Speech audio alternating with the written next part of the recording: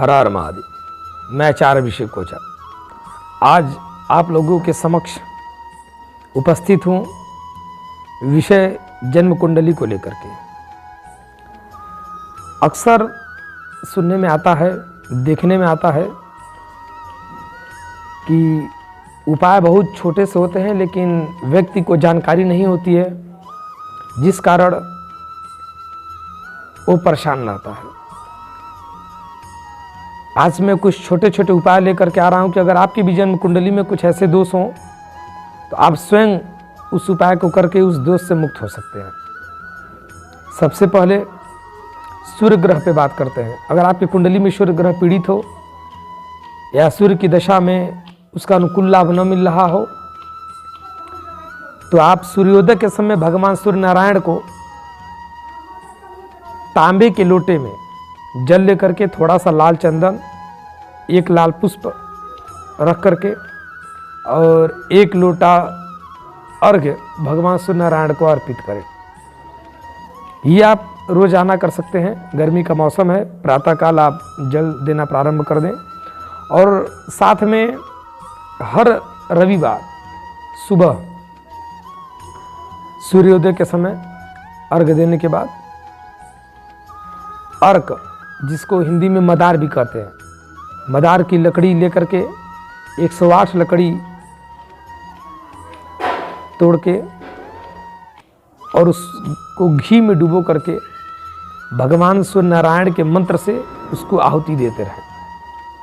ये आप कंटिन्यू 7 रविवार करें, उसका परिणाम आपके सामने उपस्थित होगा। दूसरा ग्रह, बात करते हैं चंद्रमा पे।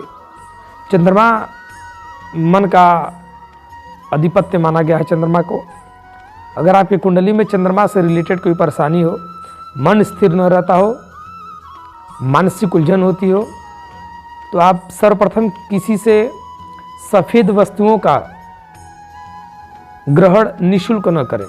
किसी से निःशुल्क दूध न लें, किसी का चावल न लें, ये सब चीज़ें परहेज करें। और पलाश की लकड़ी तोड़ करके सोमवार को सुबह प्रातःकाल 108 लकड़ी को लेकर के घी में डुबो करके भगवान चंद्रमा का ध्यान करके उनका मंत्र, जो मैं आपको डिस्क्रिप्शन में लिख के बता दूंगा, उस मंत्र से आहुति देंगे। और ऐसा आप सिर्फ सोमवार को करें और 10 सोमवार को करने के बाद उसका परिणाम आपके सामने होगा। तीसरा, मंगल। अगर कुंडली में मंगल दोष लग रहा हो, मंगल पीड़ित हो, मंगल का व्यापार ग्रह पे अगर दृष्टि हो, मंगल से रिलेटेड अगर आपको कुछ समस्याएं हो रही हो, तो आपको क्या करना है कि मंगलवार के दिन सुबह प्रातःकाल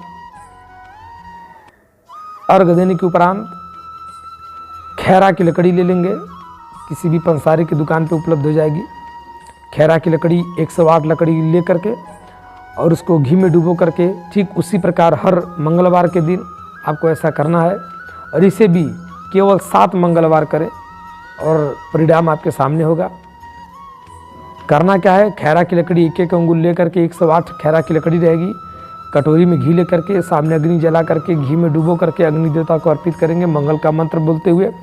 मंत्र मैं आपको डिस्क्रिप्शन में लिख के बता दूंगा। इससे जो है मंगल ग्रह अगर आपकी कुंडली में अनुकूल नहीं हो तो सिर्फ कुछ ही दिनों में आपको उसकी अनुकूलता प्राप्त होगी और इसका परिणाम आपको देखने को मिलेगा।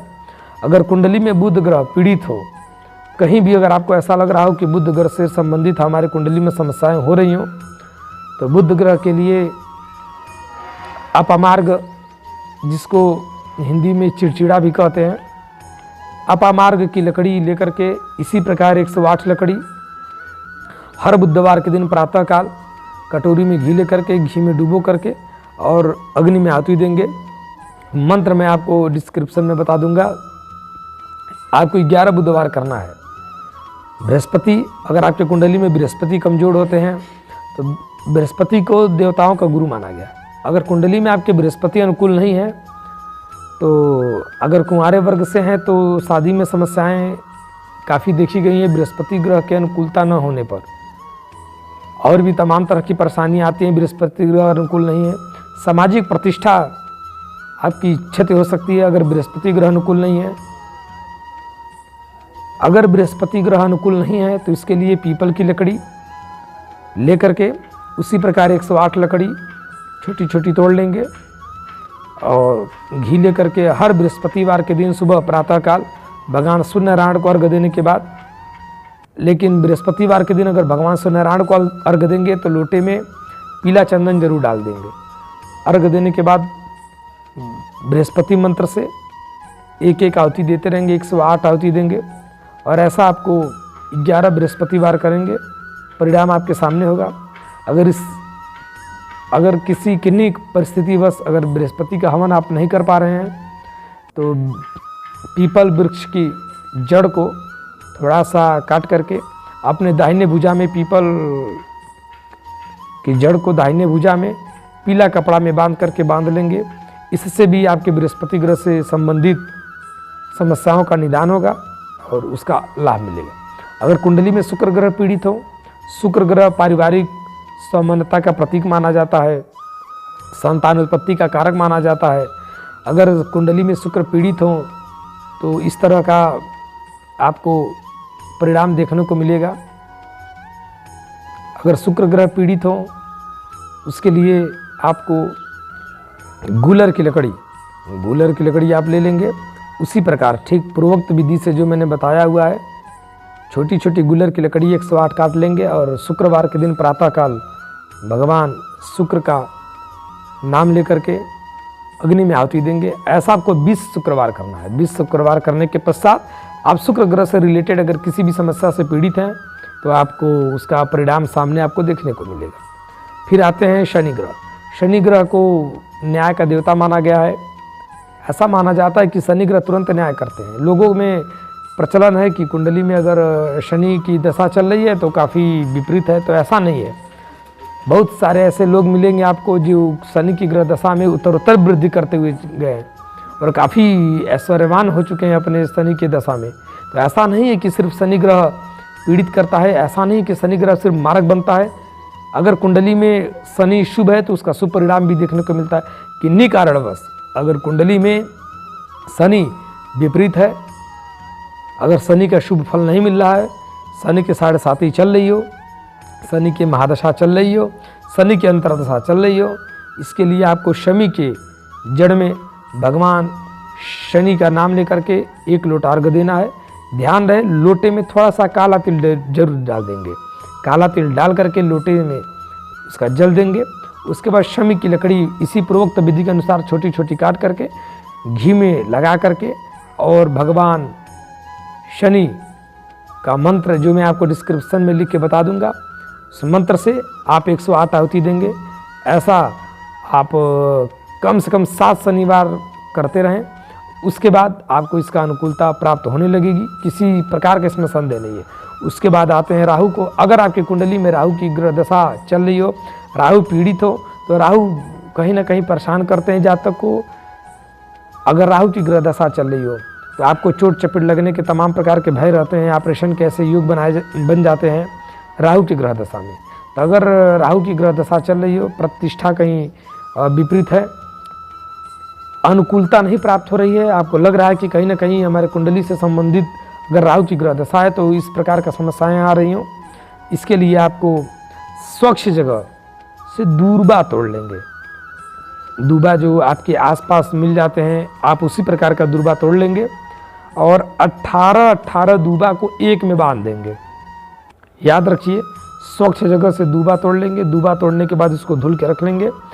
18 दूबा को एक में रक्षा सूत्र से बांध देंगे और इस तरह 108 गट्ठल आपके पास तैयार होगा। 18 दूबा का एक गट्ठल, 108 दूबा को सुबह प्रातःकाल घी में डुबो करके आहुति दे देंगे। ऐसा आप 18 बार करेंगे। 18 बार करने से आपकी वो समस्याएं जिनके वजह से आप राहु के महादशा अंतर्दशा में पीड़ित हैं, आपको समस्याओं से मुक्ति मिल जाएगी। ठीक उसी प्रकार केतु से, अगर कुंडली में केतु की ग्रह दशा है तो कहीं ना कहीं उसको राहु से जोड़ के हम लोग देखते हैं। अगर केतु की दशा चल रही हो, अंतर्दशा हो या मारक है, तो कहीं भी किन्हीं भी प्रकार से अगर केतु को शांत करना हो, केतु से संबंधित कोई समस्याएं हो, तो कुशा जो पंडित जी लोग पवित्र बना करके पहनाते हैं, वही कुशा आप कहीं से उपलब्ध कर लें और उस कुशा को एक एक कुशा उसमें से निकाल करके उसको छोटा कर लें मोड़ करके, और एक एक कुशा से 108 कुशा से आप हवन करते रहें। इस प्रकार ऐसा नहीं है कि एक ही व्यक्ति इस नवग्रह से संबंधित हवन करे तो उसको अनुकूलता प्राप्त होगी, ऐसा कुछ नहीं है। अगर कुंडली में कोई पर्सनली 1 या 2 ग्रह ऐसे हों जो पीड़ित हों, जिसकी वजह से आपको परेशानी हो रही है, तो इसमें से 1 या 2 उपाय आपको करने हैं। बाकी अगर आपको समझ में नहीं आ रहा है कि आपकी कुंडली में कौन सा ग्रह अनुकूल नहीं है, कौन से ग्रह से संबंधित आपको परेशानी हो रही है, तो आप हमारे नीचे लिखे नंबरों पे संपर्क कर सकते हैं। आप नीचे लिखे नंबरों पे व्हाट्सएप कर सकते हैं और 24 घंटा कभी भी आप व्हाट्सएप करिए। आप नंबर आपके सामने उपलब्ध है। हर हर महादेव, ओम नमः शिवाय।